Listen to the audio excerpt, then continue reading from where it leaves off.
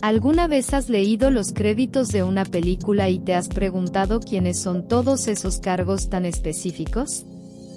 Pues algo similar ocurre con las bibliografías en el mundo académico.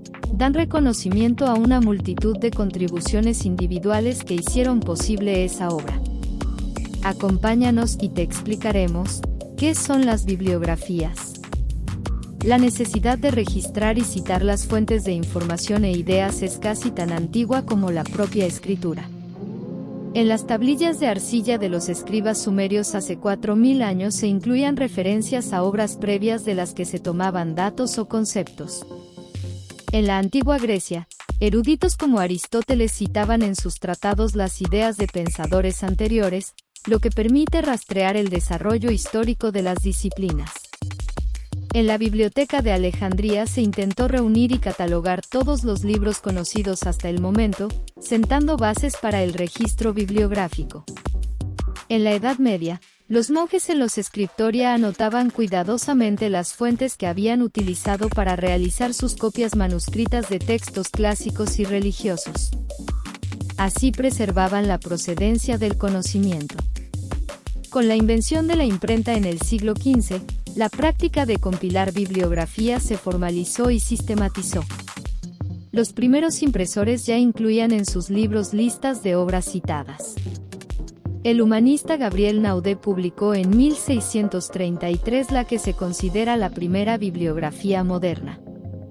A lo largo de los siglos siguientes, la bibliografía se consolidó como disciplina fundamental de la erudición y el trabajo intelectual, hasta convertirse hoy en una pieza central de las publicaciones académicas.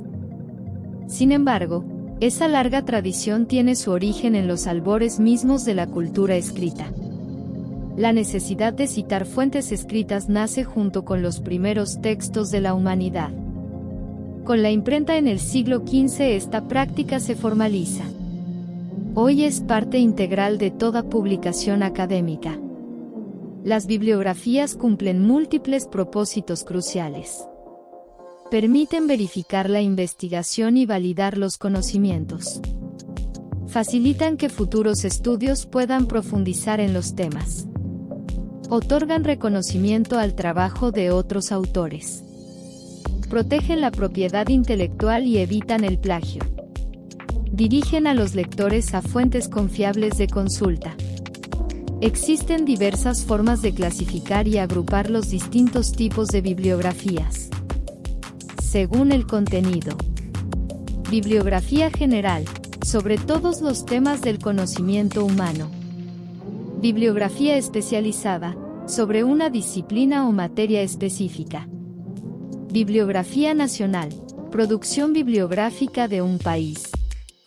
Según la extensión. Bibliografía exhaustiva, recopila toda la bibliografía sobre un tema. Bibliografía selectiva, selecciona las obras más relevantes de un campo. Según la función. Bibliografía informativa, solo aporta datos de las obras. Bibliografía crítica o anotada, incluye comentarios y análisis. Según el periodo. Bibliografía retrospectiva, recopila obras publicadas en el pasado. Bibliografía corriente, obras del momento presente. Según la elaboración. Bibliografía enumerativa, lista ordenada de obras.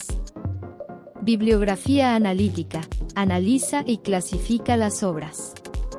Según la presentación. Bibliografía simple, sin clasificar, por orden alfabético. Bibliografía sistemática, clasifica las obras por temas. En la actualidad se emplean bases de datos y repositorios digitales para la compilación bibliográfica.